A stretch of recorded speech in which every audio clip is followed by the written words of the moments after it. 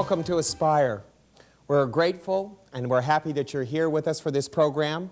We're going to be dealing with a concept of spirituality versus religion. You know, there are many people who think that being religious connotates being spiritual, and I don't really think that's so true. There are many differences between the individual who seeks a spirituality about himself or herself and one who seeks to be very religious. And I know I tread on some very delicate ground here, but I'm not afraid to tread on it and to talk about it a little bit. You know, ever since we were born and raised in this country, we have been religiously pounded with the idea of what is right and what is wrong, what is moral, what is immoral.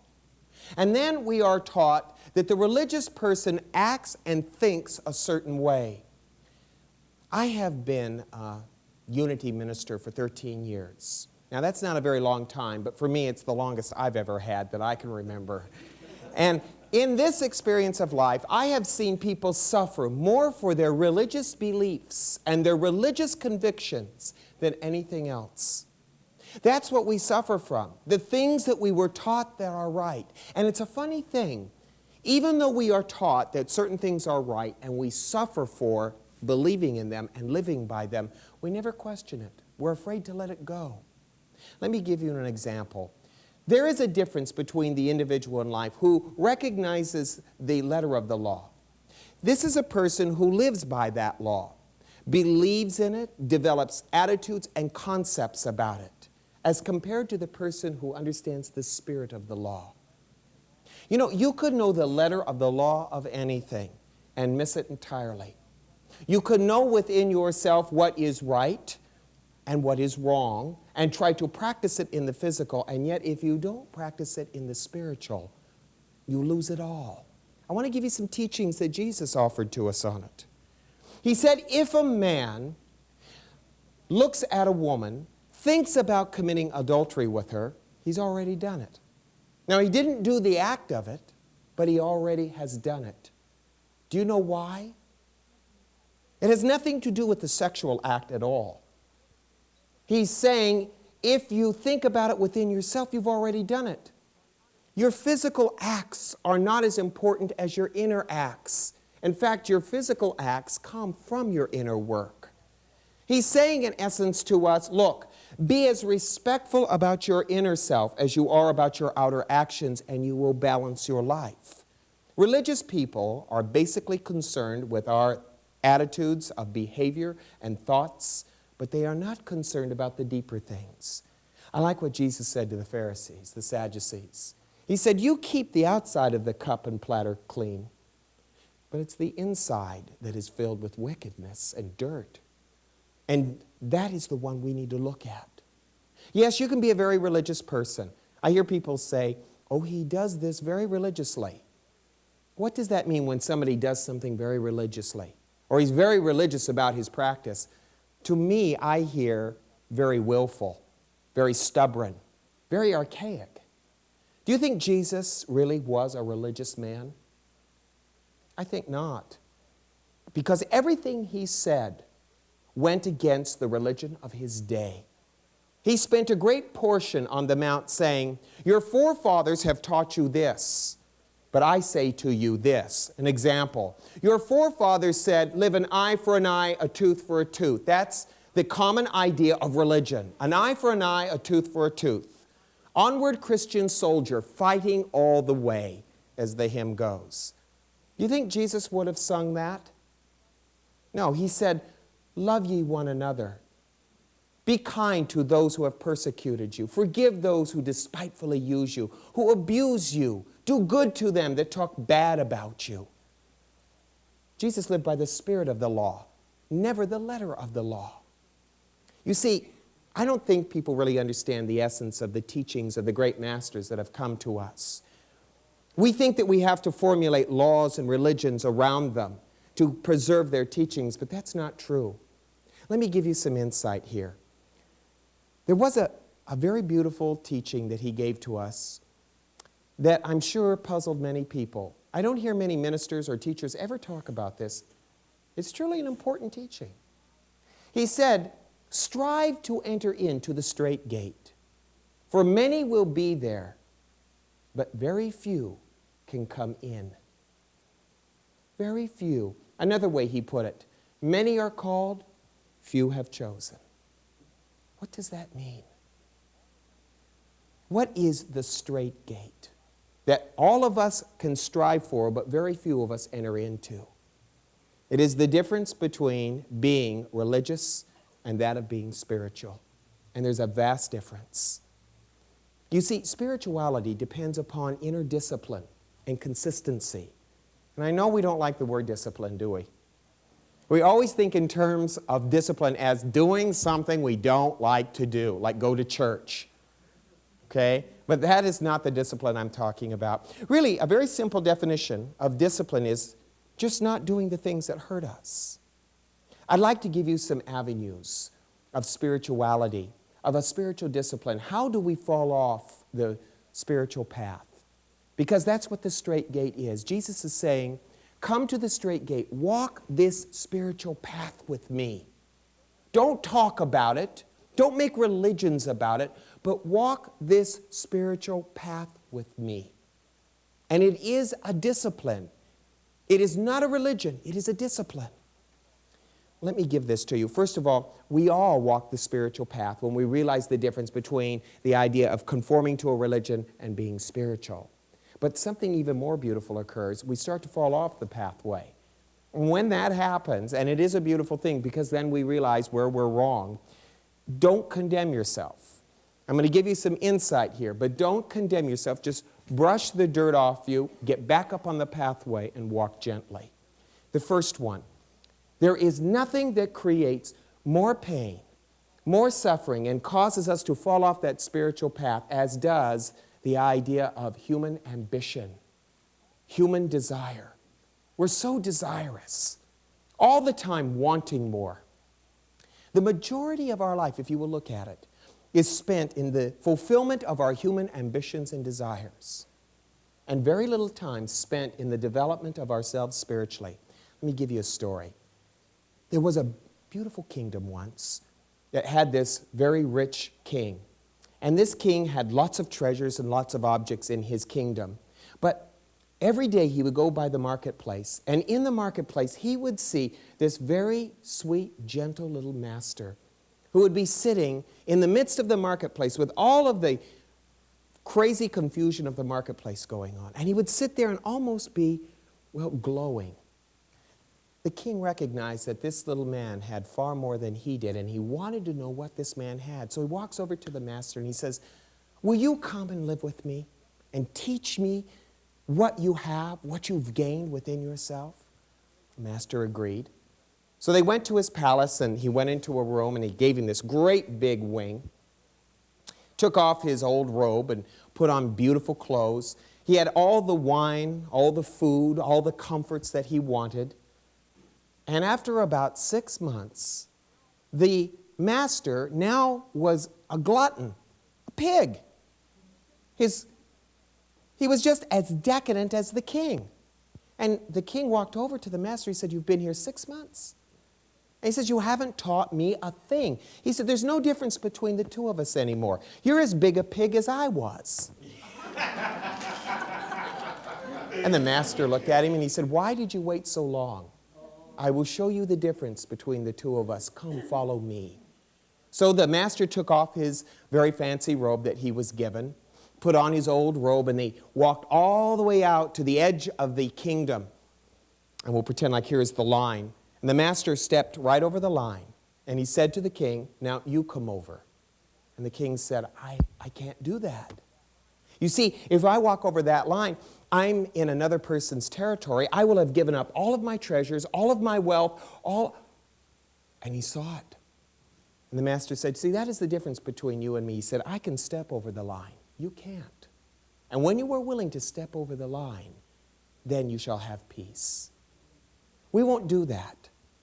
You know, Jesus talked to us many times about the idea that we as individuals, when we chose money and possessions over the kingdom of heaven, that we erred greatly. He said, how sad it is that an individual would seek money over God.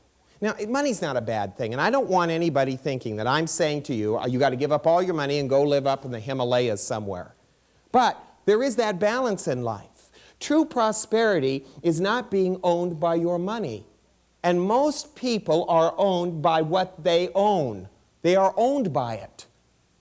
And when we fall off the spiritual pathway. Learning to let go of desire and ambition and seek to understand the nature of ourselves as a spiritual being is a very beautiful thing. Jesus never said to us at one point in his life that we couldn't have earthly treasures. He said to us, "Seek ye first the kingdom of heaven and its righteousness, and all these things will be added unto you." And that's what we need to do, to be confident enough and quiet enough to seek that. The second thing is something that we call apathy. Spiritual apathy.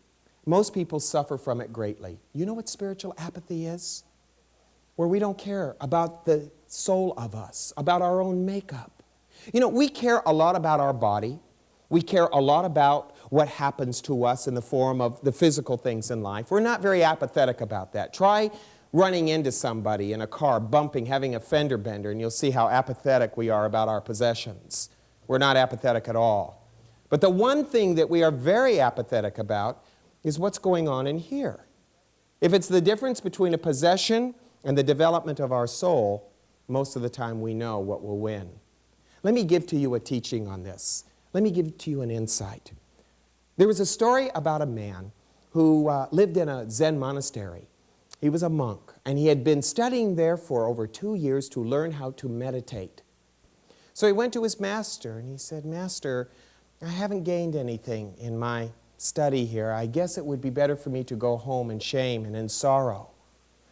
But the master looked at him and said, "No, don't do that yet." He said, "Stay for 1 more month. Wait for 1 more month, and then make your decision." So the monk goes back, and he works in his meditation, comes back a month later, and nothing's changed. He said, "Master, nothing has changed. So I suppose now is the time that I should go." And he said, No. 2 more weeks. Just 2 more weeks. Just give us 2 more weeks." So he goes back and he meditates for 2 more weeks and nothing happens. He says, "Now shall I go?" And the master said, "No, 1 more week. How about just 1 more week? You study 1 more week, you meditate diligently 1 more week, and then you go." 1 more week passed by and nothing happened. So he was just about ready to leave, and the master caught up with him. He said, "Will you do me this one favor? 3 more days. Just 3 more. And at the end of the 3rd day, if nothing has changed, it would be better for you to kill yourself." So the disciple said, "Okay." It is said in the 2nd day that he gained enlightenment. And that's the thing that takes us out of our apathy, isn't it? Only when our back is up against the wall do we allow ourselves the privilege of release. Don't put yourself in a position where your back has to be up against the wall. Spiritual apathy is one of the things that takes us away from ourselves. You may not be apathetic about what happens around you, but the most important thing that ever happens to you is what happens within you. Don't be like the monk. Don't let your back be up against the wall. Look, we walk a spiritual path, ladies and gentlemen. All of us do. That's what this life is all about. We walk it in gentility and in love. It is best for us to know the spirit of the law rather than the letter. You know all about the letter of the law. What is important is to know the spirit of that law. So know it that it is love. It is compassion. It is forgiveness. It is tolerance. That is the meaning of life. That is the blessing of this life. That is the key to life. Thank you for allowing us to share these moments with you. And may apathy and desire never touch your life. May you always find peace, tranquility, fulfillment, and joy. Those are the reasons you are here. That is to aspire to the greatness of your soul. God bless you. Thank you.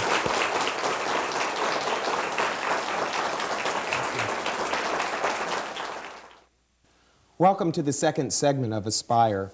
We're going to be talking about one of the major spiritual relationships that we have in life, and that is with our mates, male and female.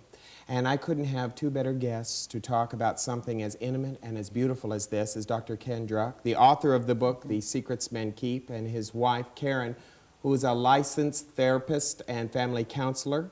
And we're going to be talking about relationships. I want to know, I don't know which one of you wants to jump in on this, but I want to know, why do we need to have a good relationship with our mates? Why is it necessary?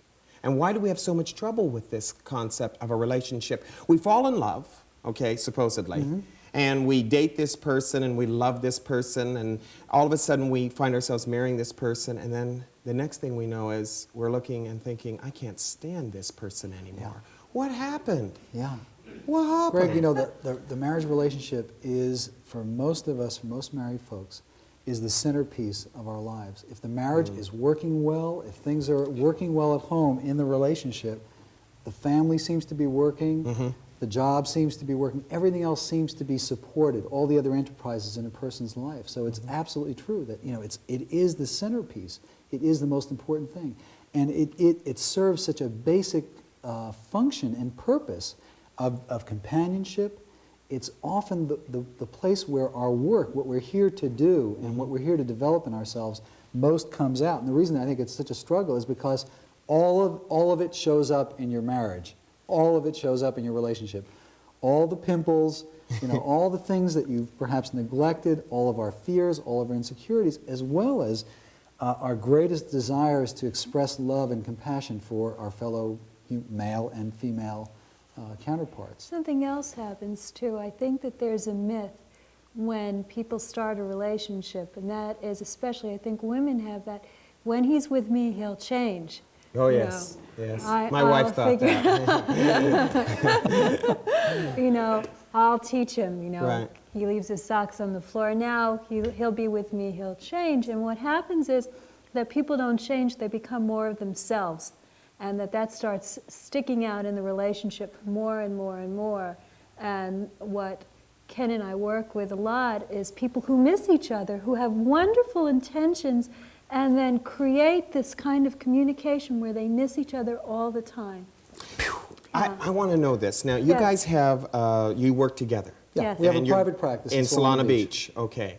You deal with the women? Yes. You deal with men. I want to know something from a woman's point of view. I have to ask this. Go for it. What is it that women want to know about us that we don't tell them? Oh, lots of things. Well, I wrote the book. What are the things he didn't put in the book that they tell you? What do you hear? Women want to know, you know, it's when the first thing when we finally came up with the title, The Secrets Men Keep, women want to know, what secrets do you keep from us? You know, and why won't you tell us? One of the things that we do and work so hard on is for you to trust us, to show you that we are trustable human beings, that we have a lot to offer you, that we're your main support system, and we want to begin to start learning why it is you're not telling us these deep, dark things and what it is that makes us untrustable, that you can't share your fears. I can't tell you what I feel. Your fears, whether you're, you know. Admitting to you the way I feel is admitting failure. I've been taught since I was a little boy that to show emotions is a sign of weakness. And I feel like I failed. When I show a feeling, when I show disappointment or uncertainty, I feel like I failed. I should be able to have it together. Yeah. I should have it together. I should be handling this. And so we feel what happens is the man feels like a failure, and then she says, honey, what's the matter? What's wrong? So it and he goes, seems like oh a my rubbing God, salt. she has noticed that I'm a failure too. She's going to know it now, and then I'm going to be cut off. I won't be loved or accepted or valued. And so suddenly I become the silent man. I Right. become stone. And our support is seen as rubbing salt into a wound that's already open.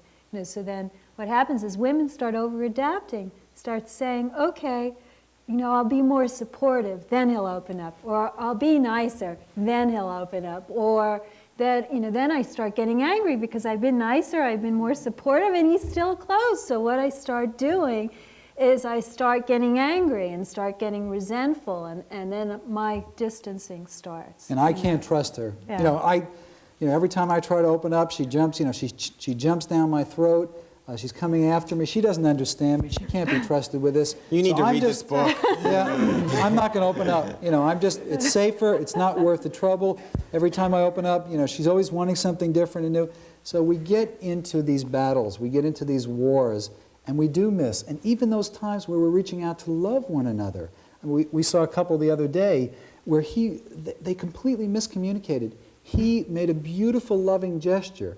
And because they have become so defensive and so reactive in their relationship, she missed it. And then it started. They went back right into their routine of battling, of fighting, of defending, of taking positions, which is probably the most destructive thing we do in our relationships. We form a position, and it's like my position against yours. Instead of working together with one another, listening. Greg, the thing that is most missing in our relationships is simple listening, non-interrupted listening. Just sitting and saying, I'm going to listen to you. I'm just going to listen, not interrupt. I'm not going to defend my position. I'm going to listen. And through that listening, we're going to move to a deeper level of understanding. And even though we might not even agree, I'm at least going to understand. We'll be able to talk about an issue with integrity. And we'll be able to understand one another, and then we can move on. Which is another myth about relationship. You know, the myth about relationship is if you love me, you'll agree with me. Well, I'm not going to always agree with you. Sometimes I agree with me. I'm not always going to agree with you. You know, the most important thing is that I can understand what it is you're saying and not defend against it. Okay. Just so, yeah. One thing from both of you. Okay. All right, from a female point of view, what is the Yes. one thing that you see as a female that you can do to make your relationship closer? One thing, quickly. Become a better listener. Listen to what is heard is just as what we've been saying. All right, from a male point of view, what is the one thing that I can do as a male to make my relationship with my mate better? Let go of the myth that I always have to be strong and that emotions are a sign of weakness, and to trust my partner, to take a risk, and to share what it is, that, not only what it is I'm thinking, but what it is that I'm feeling with my partner to help her understand what's going on inside of me. So the most important thing is listening and communicating, being open and not being threatened by it. Yeah, it's real basic, and we all struggle with it, but we've got to go back to the basics. Right. For those of you who would like some more information about how to get a hold of Ken and maybe go through some therapy or some help, we'd be glad to help you. Just let us know, write in, and we'll be turning your letters over to Ken and Karen. Thank you very much, and thank you for being with us on this segment of Aspire.